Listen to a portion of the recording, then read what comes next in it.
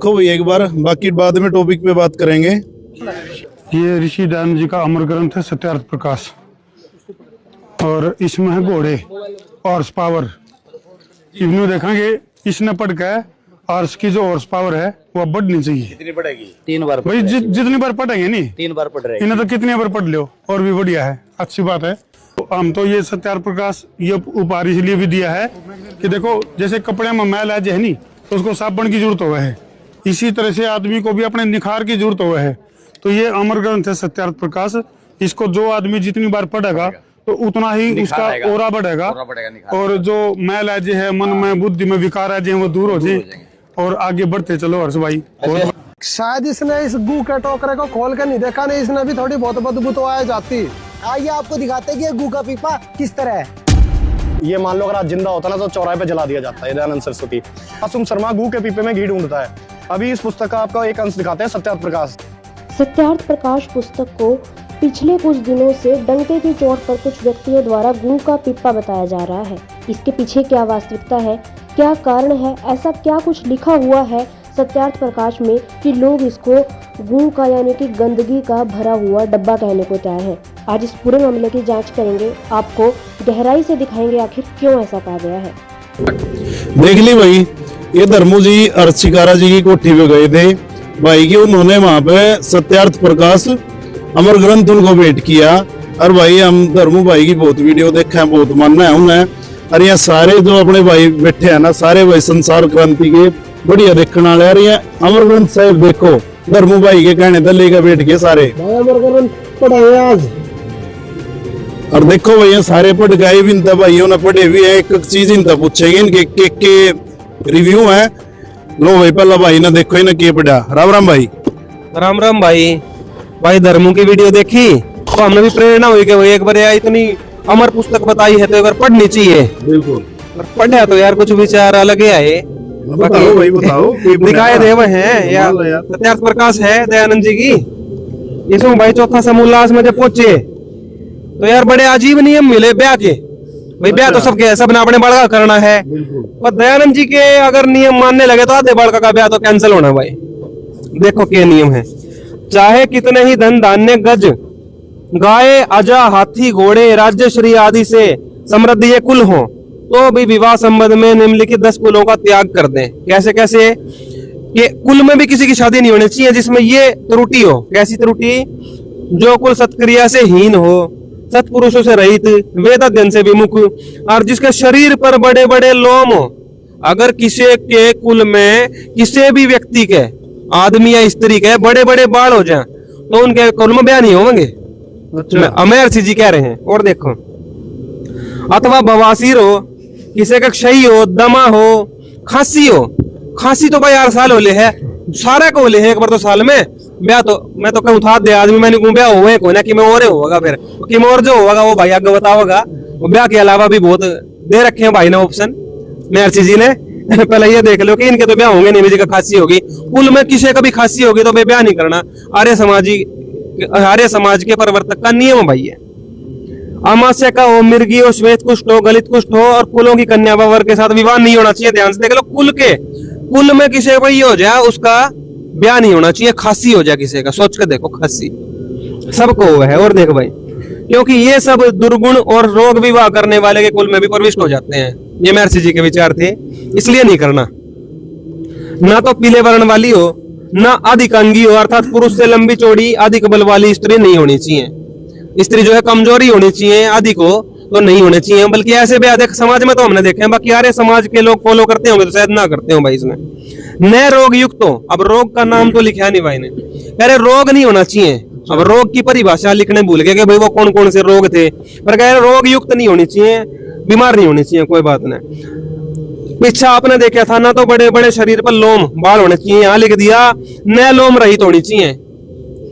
भाई इतने भाई बैठे सारे पढ़े लिखे हैं, बालों का साइज लिख रखे हो कितने बड़े बाल होने चाहिए। वो तो कंफ्यूजन रह गया। अच्छा। एक जगह लिख दिया बड़े बड़े बाल नहीं होने चाहिए, दूसरी जगह लिख दिया लोम रहित, मतलब ऐसा नहीं होना चाहिए कि बाल होए ना। ये देखो, या तो बड़े बड़े बाल, बड़े बड़े लोम हो तो शादी नहीं करनी उनके कुल में, और नए लोम रहित हो वो कितने mm के या कितनी सेंटीमीटर के अलाउड है वो लिखना है भूलेगा भाई। तो आर्य समाज के लोग अब ब्याह करने चलेंगे, जब वो बाल नापेंगे बाल चेक तो सारे कुल के लोगों के जब बाल चेक करेंगे, मान लो वो अगर इनकी मान ली किसी ने, तो वो तो कंफ्यूज ही हो जाएंगे, ब्याह करेंगे कैसे भाई। mm या सेंटीमीटर कुछ तो लिख कर देना चाहिए। तो महर्षि जी ने यहाँ कंफ्यूजन छोड़ रखा है। मैं चाहूंगा कि कुछ विद्वान इसको करेक्ट करके इसमें mm और सेंटीमीटर लिखना शुरू करें, ताकि हो सके भाई हाँ कोई तकलीफ ना हो। भाई ने बताई भाई mm सेंटीमीटर इंच कुछ तो लिखो, और ना लिखो तो भाई लान 4 आंगल कुछ यूं बता दो भाई, ताकि कंफ्यूजन ना हो।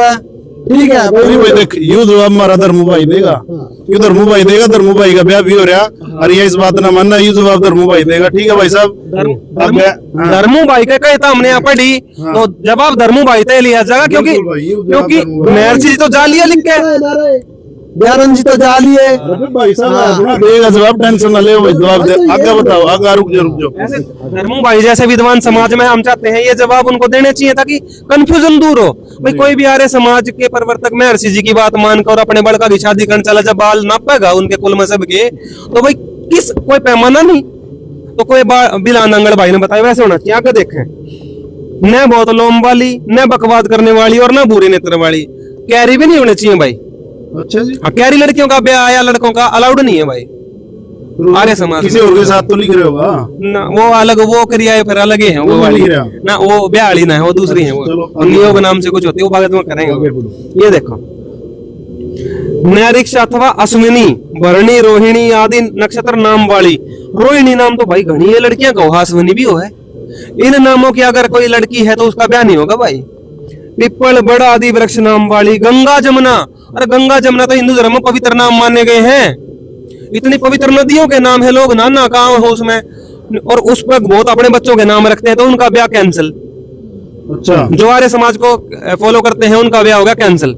और ये पूरे कुल का जिक्र चल रहा है, ये भी ध्यान रखना, कुल का जिक्र चल रहा है। कुल में भी किसी का अगर ये गुण हो इस तरीके के, अगर 30 परिवार का खानदान है और उसमें एक लड़की का नाम गंगा आया, तो पूरा कुल में ब्याह नहीं करना। तो मतलब सारी छोरी फिर क्या करेगी, नियोग।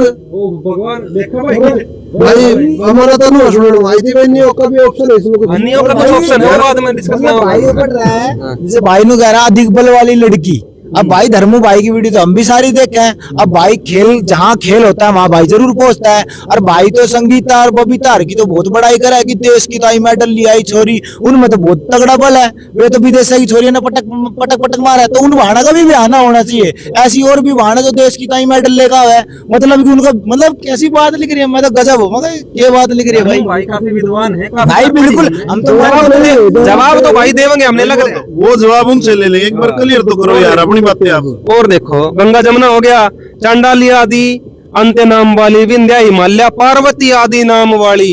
ये पार्वती लिखा है भाई, पार्वती देवी तो शंकर जी की क्या बात कर रहे हो भाई साहब।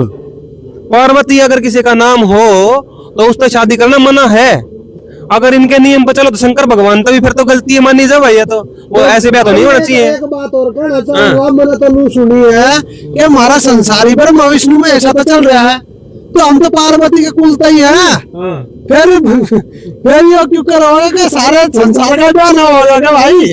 सारे संसार ही है तो हमारे पूर्वज ब्रह्मा विष्णु महेश। और इनकी हमारी माता का नाम यानी कि शिव जी की पत्नी का नाम पार्वती है।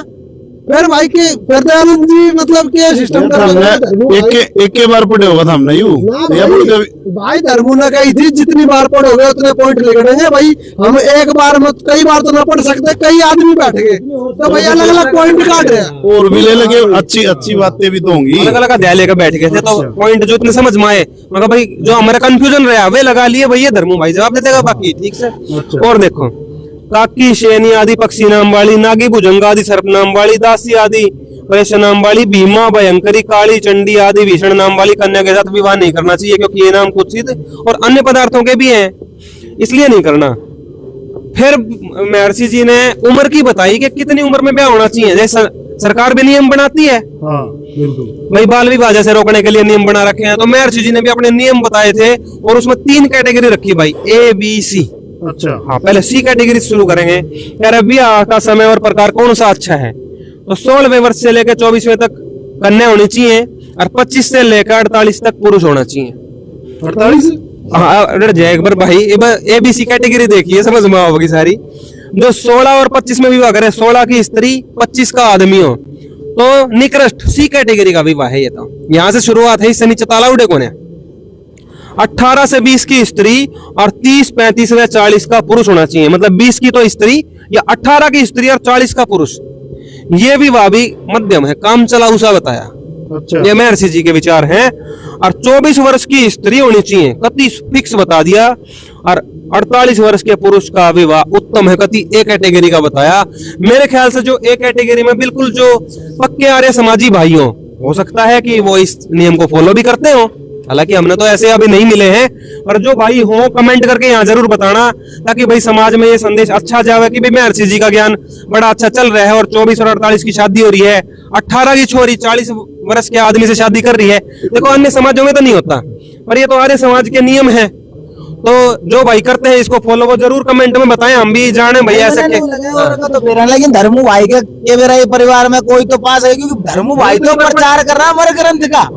तो भाई उनके परिवार में तो होगा भाई, एक वीडियो बनाई हुई, हमने पता चला कि आप फॉलो कर रहे हो खुद या नहीं कर रहे। इन चीजों का प्रचार करना चाहिए, जिस तरह सरकार है भाई ऐसा प्रचार करती है कि भाई देखो यहाँ पे जाके बाल विवाह रोक दिया, यहाँ यो कर दिया, ऐसा काम कर दिया, तो उस चीज का न्यूज में प्रचार चलता है। तो हम चाहते हैं कि जो हमारे आर्य समाज को इस नियमों को फॉलो करने वाले भाई बहन हैं, वे इस चीज का भी प्रचार करें। भाई 18 की लड़की है, 40 का आदमी, देखो कितना महर्षि जी के ज्ञान अनुसार कितना बढ़िया ब्याह होने लग रहा है भाई, इनका सब करना चाहिए। फिर 24 और 48 के भी करवाने चाहिए। तो इस तरीके से प्रचार भी इस चीज का करो एक बार भाई। समाज में हो सकता है हो रहे हो ये काम, पर हमारे सामने कम आ रहे हैं, तो प्रचार भी शुरू करो। हम ये चाहेंगे धर्मू भाई इन चीजों को कवर जरूर करे जहां जहां ये ऐसे ब्याह हो रहे हैं। हाँ। अगले बोलेंगे यार, अगला बताओ। तना तो यार मैल चढ़ा रहा है कि तर रहा है, तो क्या काम कर रहा है यार। अब आप बताओ भाई साहब। ये नहीं कर रहा भाई साहब, हमने तो आज तक जो इतिहास में पढ़ा था, हम तो स्वामी दयानंद जी को बहुत एक विद्वान समझते थे, लेकिन आज जब ये बुक पढ़ी तो उन्होंने तो विज्ञान। आप कौन सी ले रहे हो, आप भी बताओ। ये सत्यार्थ प्रकाश है, ये दयानंद जी का चित्र इसमें देख रहे हो आप, छपा हुआ है। अच्छा, हाँ जी। दिखाइए भाई इसमें क्या लिख रहा। तो मैं तो ये टॉपिक पढ़ा है, इसमें ये पेज नंबर है 191। तो मैं तो ये पढ़ के मतलब एक अचंभा रह गया कि इसमें ये लिखते हैं कि भाई इन्होंने तो विज्ञान को भी फेल कर दिया।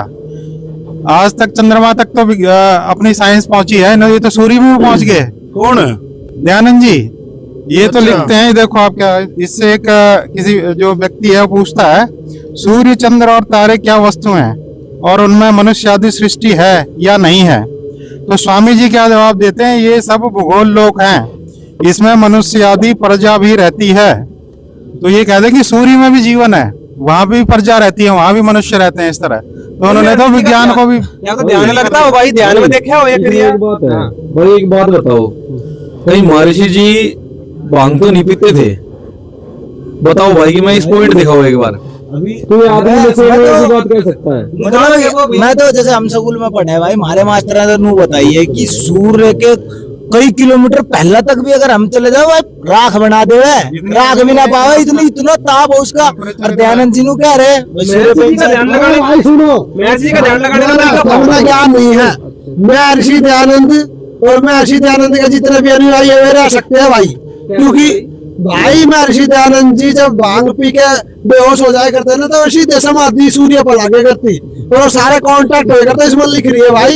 आप पहले भाई तू बता भाई पहला। चांद को भी रहे आदमी, चांद को भी बताए भाई। ये पूरा देखो, सूर्य चंद्र और तारे, मतलब तारों में भी वह सृष्टि है, इन्होंने बता दी। और साथ में ये कहते हैं कि इनसे प्रश्न पूछा गया, जिन वेदों का इस लोक में प्रकाश है, उन्हीं वेदों का उन लोकों में प्रकाश भी है या नहीं है। तो ये बताते हैं महर्षि जी का उत्तर है उन्हीं का है। जैसे एक राजा की राज व्यवस्था नीति सब देशों में समान होती है, उसी प्रकार परमात्मा राजेश्वर की वैदिक नीति अपने सृष्टि रूप सब राज्य में एक सी है। ये कहते हैं कि वहाँ भी यही सिस्टम चल रहा है, सारी प्रजा है वहाँ पे, सारा राज चल रहा है। वही एक चीज तो अजीब लगी चल सूरज पता भी हो सके भाई, साइंस वाले ना भी पहुंचे हो भाई, महर्षि जी ध्यान से पहुंच भी गए हो, क्योंकि ध्यान लगाने के तरीके अलग थे। वो भाई बता रहा था कुछ बुरा कैसी थी। हाँ जी, मैं अब देखो, जब मैंने ये सुनी बात, ये सारी चीज देखी भाई, हरने सत्यार्थ प्रकाश पढ़ी, तो मैंने लगा मैं भाई जिसने ये ज्ञान दिया है मगर उनका जीवन चरित्र जरूर पढ़ना चाहिए, क्योंकि भाई अब युवा है भाई, जैसे हम भगत सिंह का फॉलो करते हैं, उनका जीवन चरित्र देखते हैं, कैसी कैसी उन्होंने जीवन में क्या क्या संघर्ष करा। तो मैंने सोची भाई ये तो सारे भाई पढ़ रहे हैं, बिल्कुल मैंने भाई महर्षि दयानंद जी का जीवन चरित्र लिया। हाँ, ऐसा क्या राज है भाई, चांद पे जो जहाज लेकर पहुंचे हाँ भी इसरो वाले, उन्हें तो मनुष्य मिले नहीं, और महर्षि जी ने पूरा ठोक कर बता रखा है, उड़े वेद पढ़े जा रहे हैं, उड़े भाई आदमी भी रहे हैं, और भाई सारे काम हो रहे, तो इन्हें नहीं मिला साइंटिस्ट ने, क्या राज चंबा हो रहा है इतनी भाई। इन साइंटिस्टों को इसलिए नहीं मिला क्योंकि दयानंद जी का जो ज्ञान था ना, वो ज्ञान देने से पहले वो क्या करते थे वो आपको इस चरित्र में दिखाता हूँ। जब मैंने पढ़ी ना तो मेरा सारा चंबा, मैं बताऊंगा आदमी क्यों ना मिले। महर्षि दयानंद पहले पहुंचे, उन तो क्या कहते हैं वैज्ञानिक आएंगे, प्लाट महंगे होंगे, ठीक है, अपने पहला कटवा लो मंगल ग्रह पे, ठीक है, चांद पे पानी नहीं है, दिक्कत आवेगी, तो सारे हाथ खाली करके मंगल पे चले गए, ये भी साइंटिस्ट पहुंचे चांद पे। महर्षि दयानंद आगे ये जांच का विषय, इसकी जांच धर्मू भाई करेगा। धर्मू भाई साहब जरूर इसको एक बार। भाई धर्मो भाई तो यही पूछना चाह रहे हैं भाई, सूर्य पे कब जा रहे हो? जहाज नहीं जाएंगे भाई, बिल्कुल जाएंगे अपने पत्रकार साहब। कब जाओगे ये बताना इसमें, अगर ऐसी फैसिलिटी इसमें भाई सबसे पहला हर जगह माइक लेकर पहुंचता है भाई। धर्मू एक बार किसने प्लाट लिया है, किसकी सारे भाई ने लिया, एक बार रिपोर्टिंग वहां भी करी हो। और देखो जीवन चरित्र जब मैंने पढ़ा तो जब मेरा चला मगर इतना गहरा ज्ञान, जिसको आप अमर ग्रंथ कह रहे हो, मगर ये अमृत ग्रंथ का ज्ञान ऐसे तो नहीं बोला गया होगा भाई। बोलने के लिए बहुत अंदर जगह चाहिए, खुराक कुछ तो बात होगी, जो खुद भी ले रहे हैं, जो अन्य भी बताते हैं। तो मैंने पढ़ी, मैंने पढ़नी शुरू करी थी, 50 पेज तक पहुंचा था भाई। इस 50वें पेज पे भाई बड़ी गजब की चीज मिली मैंने, मगर सारी मेरा तो सारा ही जो धक्का लग रहा था वो सारा सेट हो गया। मगर अच्छा ये बात है जब दिया है वो ज्ञान। मगर देखो भाई, ये रुके हुए थे दुर्गा कुंड में, दुर्गा कुंड के मंदिर पर चंडालगढ़ में स्थित, वहां पहुंचा। वहां मैंने 10 दिन व्यतीत किए। वहां मैंने चावल बिल्कुल छोड़ दिए और केवल दूध पर अपना निर्वाह करके दिन रात योग विद्या के पढ़ने और उसके अभ्यास में सालिंगन रहा। बिल्कुल बहुत बढ़िया बात है। उससे बढ़िया बात तो देख ले मेरे भाई, दुर्भाग्य से इस स्थान पर मुझे एक बड़ा व्यसन लग गया, अर्थात मुझे भांग पीने का अभ्यास पड़ गया। उसके प्रभाव से मैं मूर्छित हो जाया करता था। भाई साहब आप समझ आए? यूं नहीं कि थोड़ी सी पी लिया और काम चला लिया, वो इतनी भांग पी लिया करते थे और बेहोश हो जाया करते थे। फिर इसने महर्षि का हूँ कहीं बंगेड़ी का हूँ, भांग पीड़ी ने क्या कोई हमारे हरियाणा में तो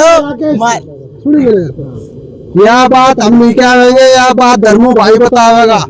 धर्मू भाई भांग पीने वाले ना बंगेड़ी कह रहे हैं, महर्षि कह रहे हैं, डॉक्टर साहब कह रहे हैं।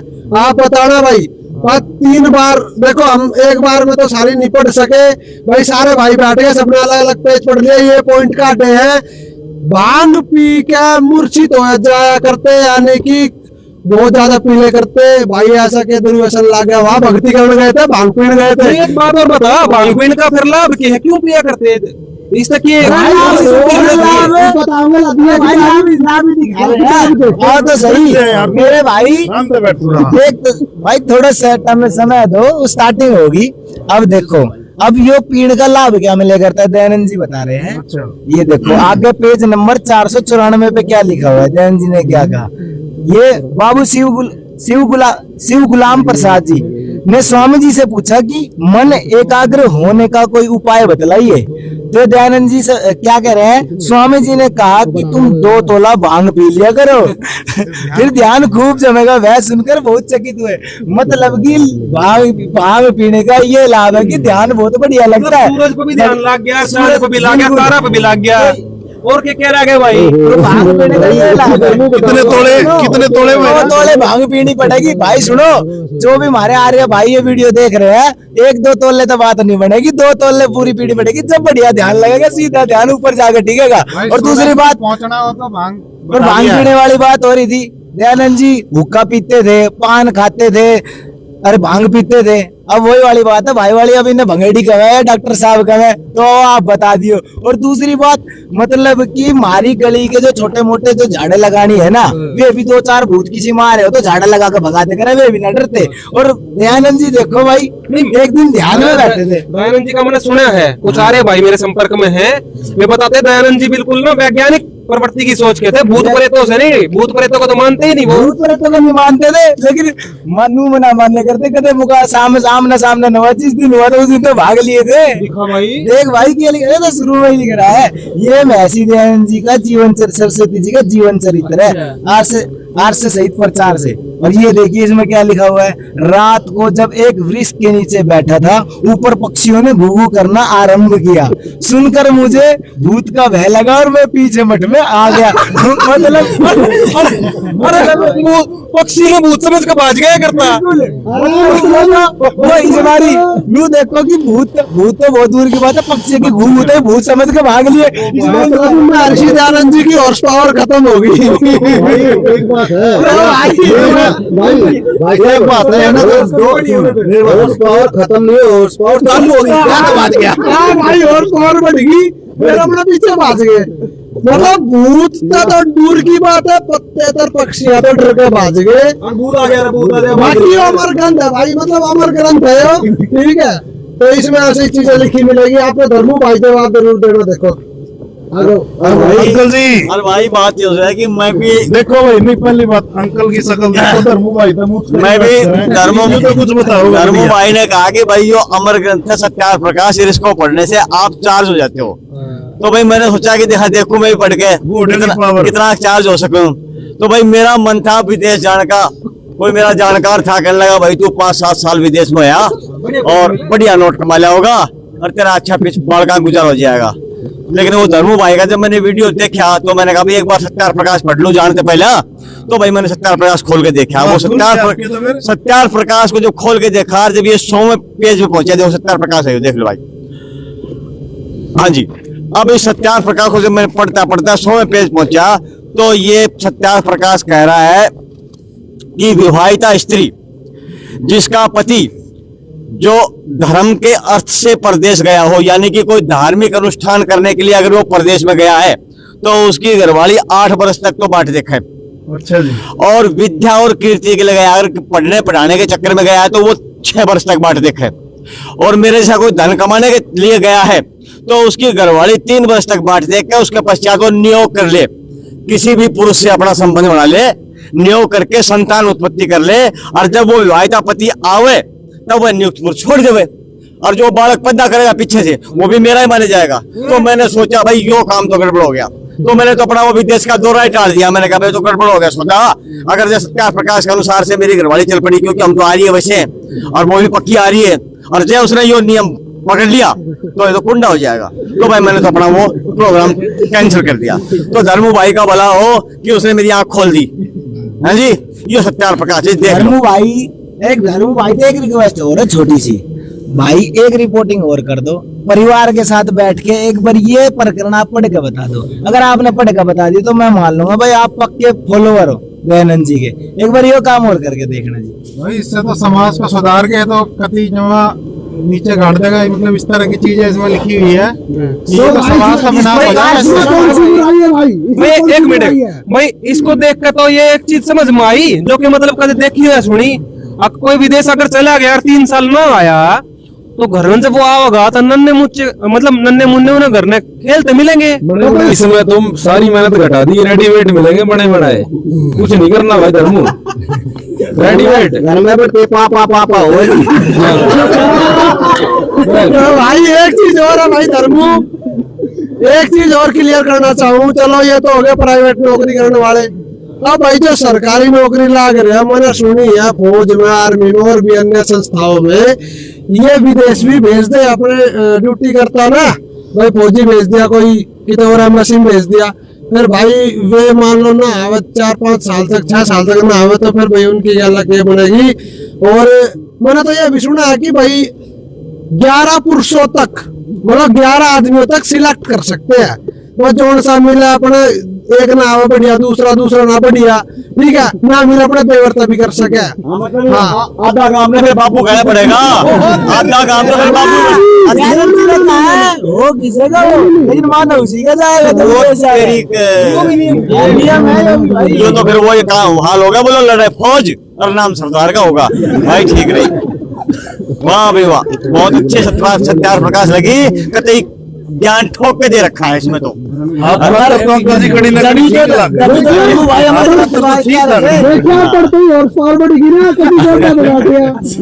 हॉर्स पावर बढ़ गई भाई, कतई सत्यार प्रकाश में पढ़ती है हॉर्स पावर बढ़ गई।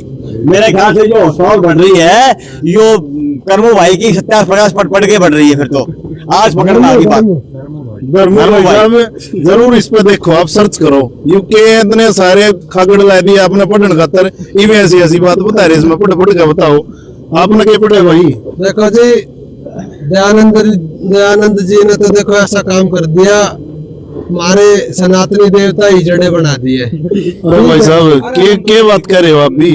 हाँ जी बिल्कुल, हम देखो दिखावेंगे। धर्मू भाई तो प्रेरणा लेकर सत्यार्थ प्रकाश पढ़ी, ठीक है, पहला ही पॉइंट यो देख लिया भाई, शिव जी हिजड़े थे। दिखाइए इधर दिखाओ आप कुछ। आदमी तो सुने थे देवता कत्ते हिजड़े होने लागे, इसका कारण भी पता है, देखो भाई दिखाते हो। दिखाओ पहले क्या ले रहे आप ये देख लो जी, महर्षि दयानंद का जीवन चरित्र है। पंडित लेख रामकृत महर्षि दयानंद सरस्वती का जीवन चरित्र, और छपरी है आर्य साहित्य प्रचार ट्रस्ट। कुरान खोलिए भीतर भी देख लो भैया, थोड़ी इसकी पॉलिसी कर रही है, दयानंद की नहीं, सत्यार्थ प्रकाश की जीवन चरित्र की पॉलिसी कर रही है। महर्षि दयानंद सरस्वती का जीवन चरित्र, ठीक है। कवि राज रघुनंदन सिंह निर्मल स्वर्गीय हुए, ठीक है। भवानी लाल भारतीय सेना निवृत्त प्रोफेसर तथा अध्यक्ष दयानंद शोध पीठ पंजाब विश्वविद्यालय, प्रकाशक है आर्य साहित्य प्रचार ट्रस्ट। ये भाई एड्रेस दिया हुआ, पोज करके पढ़ लियो। पंडित लेखराम द्वारा संकलित है, प्रमाणिक उर्दू में भी है, हिंदी में, सारी भाषाओं में ये बता रहे भाई, ठीक है। ये देख लियो अपना भाई, भगवान के दर्शन कर लो भाई। ये देखो, एक बार महर्षि दयानंद जी इधर जा रहे थे तो वहां उनके कुछ जानकार थे, एक मंदिर में पहुंचे। शिवलिंग की पूजा घृणा से पर्द, यानी कि शिवलिंग क्या शिव से उसका लिंग पृथक हो सकता है। पंडित श्यामलाल जी कन्याकुब्ज कायमगंज ने वर्णन किया कि जब स्वामी जी शिवालय में आकर उतरे तो लोगों से पूछा कि यह क्या है। मतलब जब मंदिर में दयानंद जी गए तो वहां लोग पूजा कर रहे थे, तो दयानंद जी बोले कि भाई ये क्या कर रहे हो। लोगों ने कहा जी यह शिवालय है। कहने लगे कि तुम लोग स्वयं ही कहते हो कि शिवालय तो कैलाश है, क्योंकि शिव वहां रहते हैं, इसलिए यह तो सराय अथवा बैठक है, यानी कि ये तो धर्मशाला है, मंदिर ना है हो जिसमें तुम बैठे हो, अथवा बैठक है। हमको भी स्मरण किया और हम किशन सिंह ठाकुर भूषित सहित गए। किशन सिंह से पूछा कि आप शिवलिंग पूजा का निषेध करते हैं, परंतु इसका तो शास्त्रों में लेख है। किशन सिंह वहां का कोई पुजारी होगा। उसने कहा जी आप शिवलिंग पूजा को तो निषेध बताते हो, लेकिन शास्त्रों में तो लिखा हुआ कि शिवलिंग पूजा करनी चाहिए। तब स्वामी जी ने कहा कि कैसी लज्जा की बात है, कैसी शर्म की बात है कि तुम लिंग की पूजा करते हो, तो हमने डूब कर मर जाना चाहिए, लिंग की पूजा कर रहे हो। फिर जब लिंग पृथक होकर यहाँ आ गया, यानी कि शिव जी का लिंग यहाँ आ गया, तो शिव कैलाश में हिजड़ा रह गया, यानी कि लिंग यहाँ शिव जी वहां बिना लिंग के हिजड़ा रह गया। तो भाई अब मेरे तो ये बताओ धर्मू जी, हमारे भाई शिव जी हिजड़े कितने हैं बताओ। लिंग यहाँ आ गया, ये पत्थर का लिंग शिव जी का लिंग है या नहीं है। हमारे देवी देवताओं पे, सनातनी देवी देवताओं पे ऐसी टिप्पणी करना महर्षि दयानंद जी के द्वारा, जिसका कोई शास्त्रों में प्रमाण नहीं, ठीक है। हमारे देवी देवताओं को महर्षि जी दयानंद हिजड़े बता रहे हैं, और भाई उनके तो 2 बालक भी थे, ठीक है, कार्तिक थे, गणेश थे, और भी कई चीजें थी उनकी, कई संतान थी, हमारे शास्त्रों में लिखी हुई है। तो भाई इस चीज का भी जवाब जरूर देना, शिव जी हिजड़े थे या नहीं थे। नहीं थे तो महर्षि दयानंद जी ने क्यों बोला, और थे तो भाई कोई शास्त्रों का प्रमाण दो भाई धर्मू भाई साहब। नहीं कह दो कि ये झूठ है। अरे भाई सच है, अरे कहाँ सच है भाई? भाई अमर ग्रंथ में लिख रही है, अमर ग्रंथ में लिख रही है भाई, प्रमाणित है भाई साहब, प्रमाणित है भाई, जवाब जरूर दे, जवाब जरूर देना भाई। भाई एक बात है, धर्मू को था ना, इन्हें पढ़ के तो मल के मान निकल जाएंगे, मल के मैल मन के मैल कहाँ निकले तो मन ढूंढा मैल घुसेगा। भाई बातें पढ़ के तो कह रहा पहले आप नियोग कर सकते हैं स्त्री के साथ, इससे इतनी स्त्री के साथ आदमी नियोग करेगा। 2-4 बार और पढ़ लियो कदे उतर भाई ये नरा गंध भरा पड़े ना, ढूंढा मैल घुसेगा नहीं पढ़ना तो ये सत्या प्रकाश के सत्यानाश है। तो भाई मन का मैल निकला ना निकला, कान में बता खून जरूर निकल जाएगा जो ये बात सुनेगा। ठीक है तो भाई धर्मू भाई बताइए भाई के सिस्टम है भाई।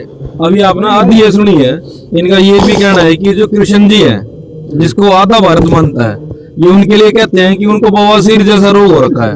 अरे भाई साहब अब आप इसको सोचो कि भाई अब इनका क्या विचार है। अब इसको भाई कोई प्रमाण दे रखा होगा, भाई कोई प्रमाण नहीं, भाई कोई प्रमाण होगा तभी तो बोला होगा मैं जी इतनी पहुंची हुई हस्ती। भाई ये इनकी पुस्तक है सत्यार प्रकाश, इसके 11वें से मुलाजमे में बात लिखी है। धर्मू भाई इस पुस्तक में कोई प्रमाण दे नहीं रखा और बाकी आगे धर्म देगा फिर इस बात पे।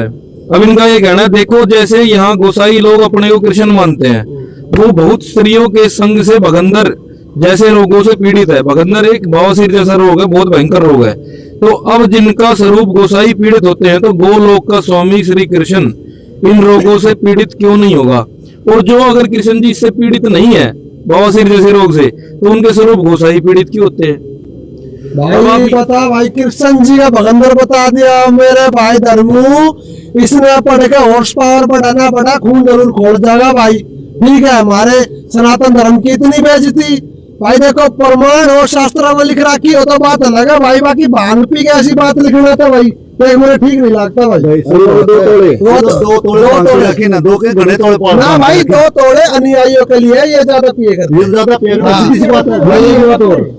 एक बात और इसमें लिखी हुई है कि पुनर्विवाह नहीं करना चाहिए। कोई बहन हमारी समाज में विधवा हो जावे तो इनका कहना है महर्षि जी का कि वो पुनर्विवाह ना करे। क्या करे अगर वो पुनर्विवाह ना करे, तो इनका कहना है 11 पुरुषों तक वो नियोग कर ले। अब आप इस पे बताओ धर्मू कि भाई ये कितनी बात सही है। भाई आता है नियोग का अर्थ भी बता दे। नियोग के इनका नियोग का अर्थ है कि किसी भी पुरुष से नियुक्त करके उससे संबंध कर ले, शादी ना करे और संबंध करके पुत्र की अपने संतान की उत्पत्ति कर ले।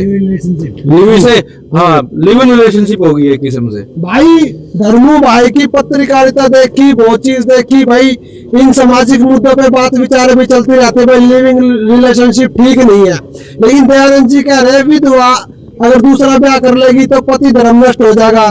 ठीक है उसने पतिव्रता रहना चाहिए, अपने पति तो धोखा नहीं देना चाहिए, चाहे वो स्वर्गलोक चला गया हो।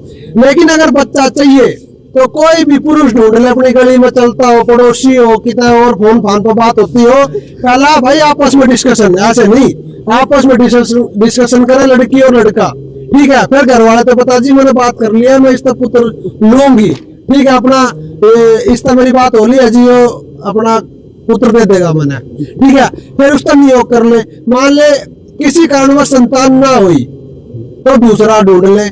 ऐसे करते करते 11 पुरुषों तक सिलेक्टेड बंदे हो सकते हैं। परिवार वालों को बता दो भाई, दादा ससुरे सासू अपने उस तक क्या दे भाई, ठीक है तुम अपने कर लो, कोई दिक्कत नहीं। कौन से समाज में ये लागू हो सका है, कितने दयानंद के चेलों ने लागू करी अपने ऊपर। और सत्यार्थ प्रकाश कौन से एंगल तक अमर ग्रंथ है, कौन से एंगल तक धर्म ग्रंथ है, कौन से अब इतने नियम पढ़े हमने, इतने टॉपिक काटे, कौन से तब मैल निकलेगा, कौन से तब बढ़ेगा। ओ भाई यो जो नियोग की बात कही ना, यो फिर हमने पढ़ी इसमें सत्यार प्रकाश में। ये देखो इधर की सत्यार प्रकाश है और ये देखो ये नियोग के बारे में बता रहा है। तो फिर किसी भाई ने प्रश्न किया स्वामी जी से, महाराज जी जो ये आप बता रहे हो नियोग की बातें हैं भाई 11 आदमी तक जा सकती है, तो ये जो आप बता रहे हो नियोग की बात, ये तो व्यभिचार के समान हो गई। ये देखो यह नियोग की बात व्यभिचार के समान दिखती है। तो फिर ये दयानंद जी महाराज भांग के पीता था जैसे आपने दिखाई है, तो भांग के नशे में कहने लगा नहीं कोई व्यभिचार वाली बात नहीं है। ठीक है फिर प्रश्नकर्ता ने कहा है तो ठीक, परंतु ये तो स्वामी जी वेश्या के समान कर्म दिखता है। तो स्वामी जी भांग पीता था, सही बात है ये भांग के नशे में कहता नहीं कोई वेश्या वाला नहीं है, ठीक है कर दो काम ने। फिर प्रश्नकर्ता कहता है स्वामी जी हमको तो इस नियोग की बात में पाप मालूम पड़ता है जी, लेकिन दयानंद जी कहते हैं ना कोई पाप नहीं है, बिल्कुल पवित्र काम है, कर लो 11 आदमी तक जा सकते हो।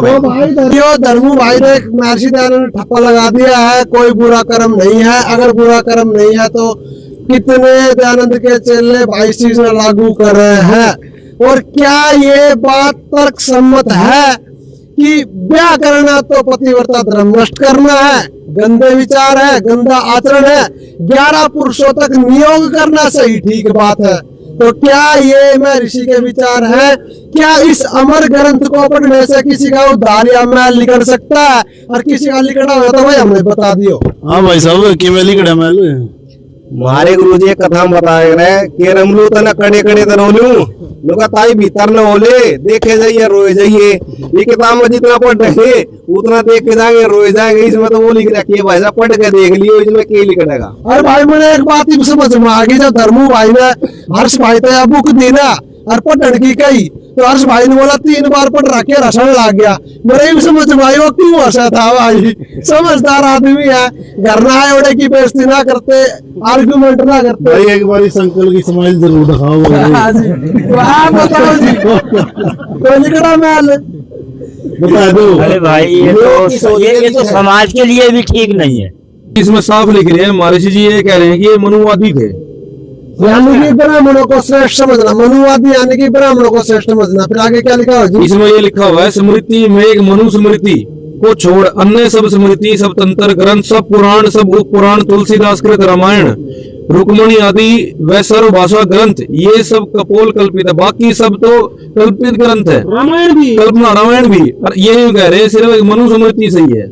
ये इनका कहना है कि मनुस्मृति सही है। और भाई मनुस्मृति सही है तो मनुस्मृति की सुन लो। मैं ऋषि दयानंद जी मनुस्मृति के सपोर्टर थे और सारे ग्रंथ झूठे अनु कह रहे हैं। अब भाई इसमें तो फिर जातिवाद भी है, मनुस्मृति में तो आपको विश्वास ना हो तो ये पढ़ लो भाई। ये देखो ये देखो भाई मनुस्मृति रुपेश वाली है, अपना पढ़ के कर लियो, केस करना होता है इसे पकड़ दियो भाई।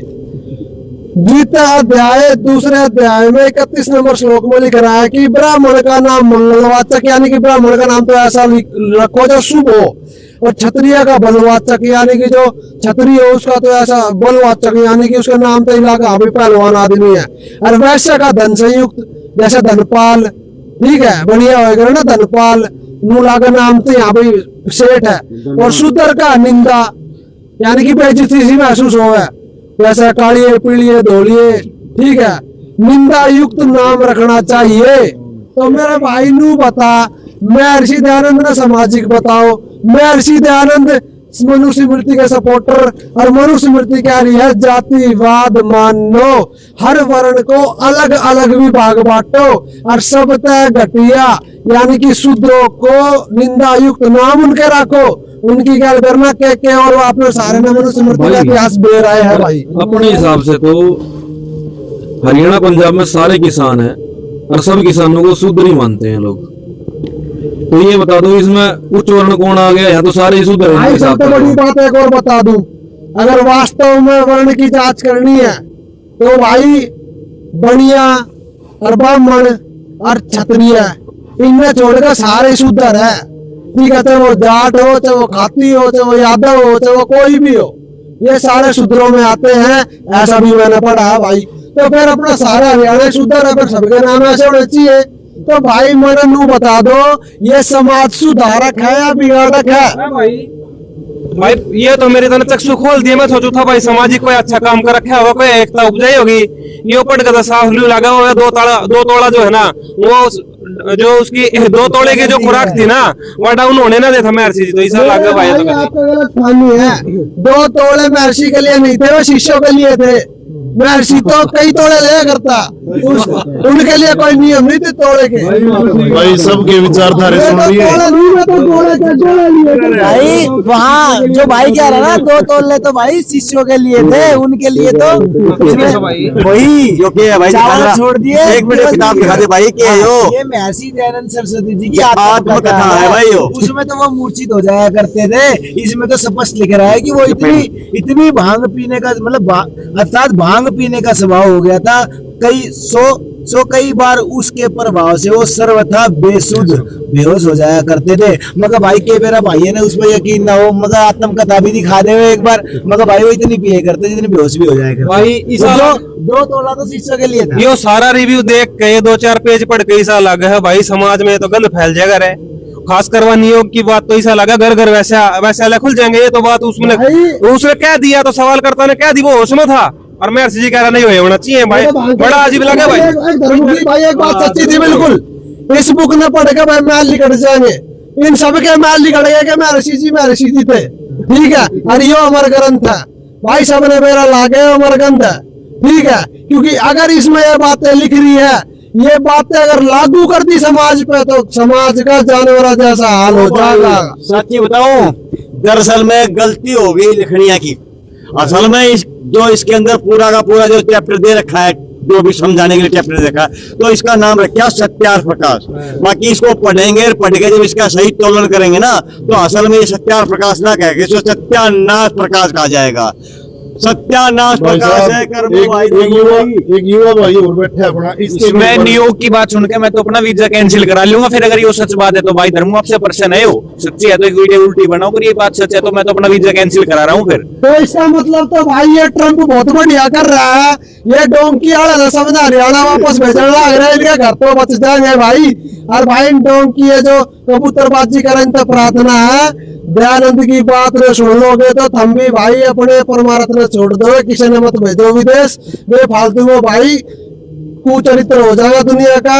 दयानंद जी के अगर सारे इन चरित्रों पे हम चलेंगे ना, तो ये समाज नहीं, ये तो जानवरपना हो जाएगा, सबकी बूंदी गति हो जाएगी। और भाई बड़ी मुश्किल से समाज सुधरा है संत रामपाल जी महाराज के ज्ञान पे। और भाई ये टाइम आ गया कबाड़े में बिकने का, ठीक है, ये कबाड़े में बिकने के लायक है बस। ये अमर ग्रंथ नहीं, ये मैल निकालने का नहीं, ये विकार निकालने का नहीं। इसको पढ़ने से इंसान की प्रवृत्ति गंदी हो जाती है।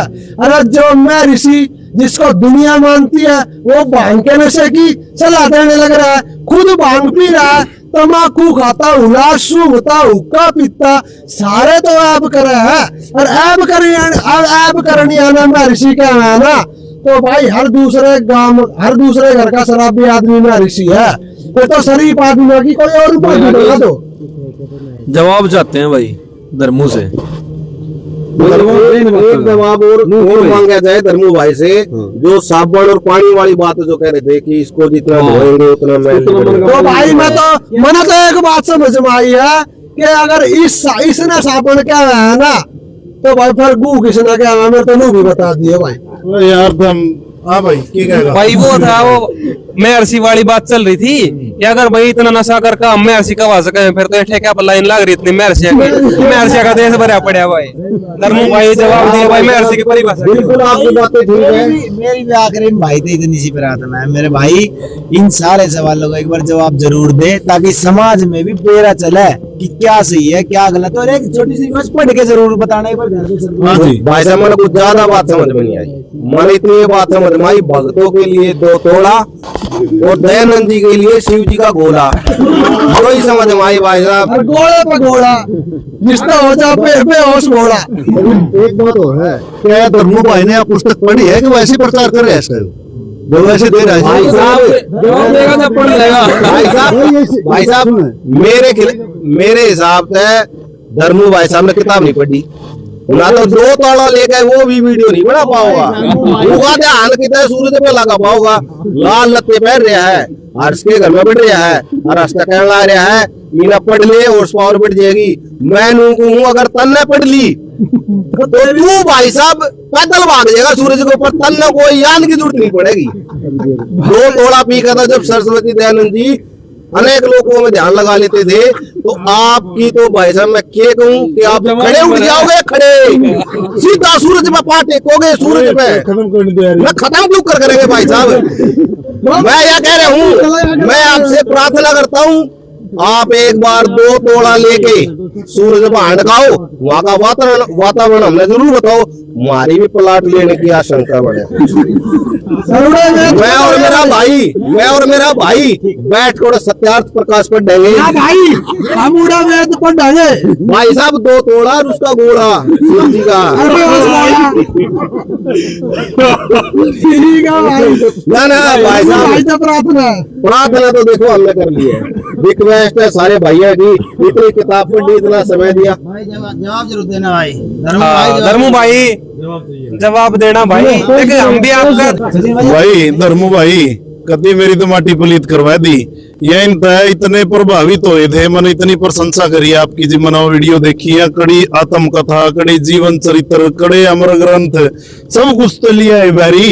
ये भी ना मेरी ऐसी पीट दी मेरे मैल और तार दिया ना कति तसल्ली था। लेकिन धर्मू भाई आपने ये जवाब भाई धर्मू भाई